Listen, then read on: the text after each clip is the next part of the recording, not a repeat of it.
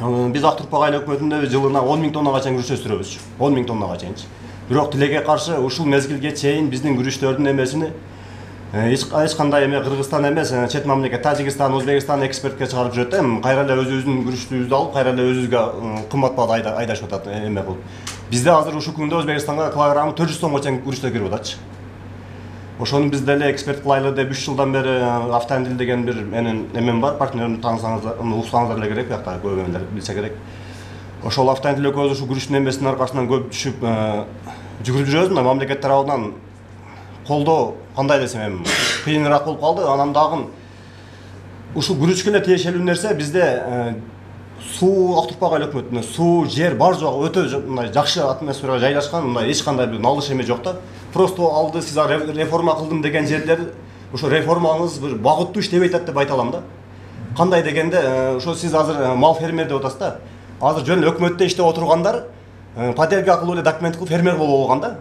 Жөн мына костюм кийип фермер болуп, чыныгы фермерлер үйдө эч кандай жер албай, акча да албай мал багып жүрөт жайлоодо. Сиз баягы неге Баткендин малдары арык деп сүйлөдүңүз да. Мен ушуга жооп берип коеюн деп чечтим. Неге дегенде бизде чыныгы фермерлер алар жерден жазылган эмес, же акча жактан жазылган эмес, чыныгы өзүнүн чөнтөгүнөн мал багып жүрөт. Берки поделочный фермерлер болсо, ошо сиздер текшерген мезгилде малдарды алып келип, бүгүн букаң берип тур, бүгүн мемең берип тур деп малдарды жыйып документ кылып коет, тааныш кылып акча мененчи. 10 гектар, 20 гектар багындай жакшы жерлерди алып алып, ошол жерге бир дагы сиз айткандай жүгөр эгилбейт, же эме кукуруз эгилбейт, бизде только күрүч эгилет, алар сатып берет субподрядчик катарычы. Аны көзөмөлдөгөнгө бир эме барбы? Анан кооператив деп эме кылып атабыз. Кооперативди дагы мурунку мезгилден бери түзүп алган 200 гектар, 300 гектар кылып өтө баалуу жерлер, кымбат жерлер. Бизде жердин сотиги 1,5 миң сомго чыкты азырчы. Жөн колдон сатып алсаңчы. Мамлекет тарабы төгүлгөн эмес 215 сом, 300 сом. Бул өтө эле баягы буну биз айтпасак эми ким айтат деген эме да. Ошо кооперативде да барсаңыздар, Ак Дезүрө деген кооперативибиз бар, мисалы келтирип айтайын. 200 гектар эң баалуу жерди эме кылган, алган Ак Дезүрө деген кооператив. Ал жерде эч кандай бизге бир мамлекетке же элге же урукчулук боюнча да, бир урукчулук боюнча эме кылган жок, же эскалатор жок, же башка жок. Биринен бирге сатып эле мындай кооператив түзүп алып жеп жатат да. Өз көрдүңүз Баткенде көп жерлер бош жатат. Анан жөн эле ээлеп алып, анан 3-4 жылдан кийин менчиктештирип кайра сатам деген болбосун дегенди айткым келип атат. Бул үчүн балким бир залог коюп койсоңуздарбы. Мисалы мен 5 жылга алам дейм, мисалы 5 гектар жер алам десем, сиз айтасыз, "Айбек, 1 миллион сом коюп кой залогко.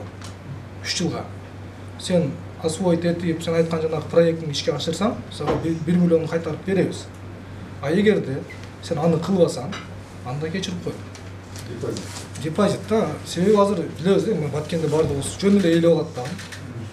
Эртең бир кызыккан, дыйканчылыкка кызыккан бирөөгө сатат да. Ал байкуш баягы ишин баштай элек кыйла акчаны баягы жер сатып алууга кетирип коет да. То есть андан ары инвестиция акчасы азайып кетет. Ушул маселелерге бир негизи мен заам Аскар ага. Бонитет төмөн жерлер бериш керек. Жеке менчикке бериш керек. Себеби жеке менчик болгондо гана адам кызыгат, сразу барып иштейт, түнү күнү барып иштейт. Кандайдыр бир кичине ой болсо, бул аренда анан эртең эме болот десе, ал уже эме кылбай калат да. Көп мындай бар алып коюшу мүмкүн деген бир ойдочу. Адамдар мамлекеттин жерин пайдаланып жүр. Калган мына биз 500 миңге жакын фермерибиз бар деп атабыз. Алар ушул жерден кантип пайдаланат? Пайдалана албай жатпайбы? Ошон үчүн биз айттык, жок, бул жерди алабыз дагы үрөн чарбага беребиз, асыл тукум чарбага беребиз, кооперативтерге беребиз. Анан экономикалык жактан артыкчылыктуу деген субъектлерге, компанияларга беребиз. Мен айтып коеюн эмне үчүн? Үрөн чарбага берсек, ал үрөн аркылуу ар бир фермерге жардам бере алат. Туурабы? Үрөндү алат да фермер. Асыл тукум чарба, мал, жакшы асыл тукум малдарды өстүрүп, анан дыйкандарыбыз Кыргызстандын ичинен сатып алат.